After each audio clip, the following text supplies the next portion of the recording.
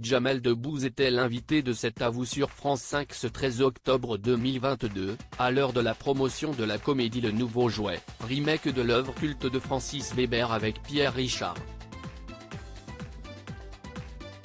Après avoir répondu aux questions de l'équipe sur ce nouveau long métrage avec Daniel Auteuil et le jeune Simon Fallu, l'acteur, producteur et humoriste a eu le plaisir de se retrouver assis à côté de Didier Drogba.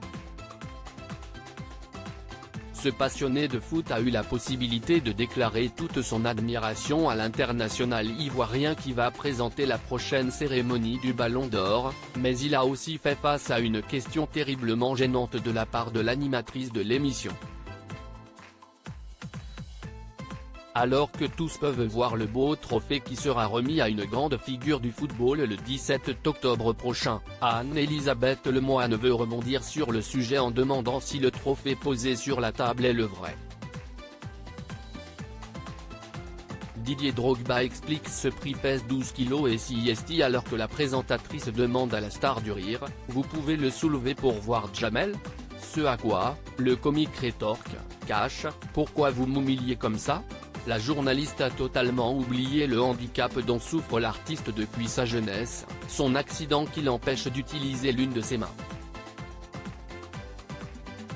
Souriant plus que gênée, elle tente de s'en sortir, « Ah pardon, merde excusez-moi. Oui, je suis nul ». Le mari de Mélissa Thériault porte ensuite d'une main le trophée qui lui a été mis dans les bras avec l'aide du footballeur, puis lance non sans autodérision, « Si est un travail d'équipe. Pendant des années, je cachais mon bras pendant des années », les fans de Jamel Debbouze se sont demandé pourquoi leur idole cachait constamment son bras droit et avait la main dans la poche. Ce bras, happé par un train alors que le jeune Jamel était sur un quai de la gare de Trappes. Désormais, le père de Lila et Léon l'assume comme il l'a expliqué dans les pages de Madame Figaro, « Dans la vie, on a tous vécu des choses plus ou moins dures, soit on les met dans sa poche, soit on les sort et on les affronte. Pendant des années, je cachais mon bras pour ne gêner ni moi ni les autres.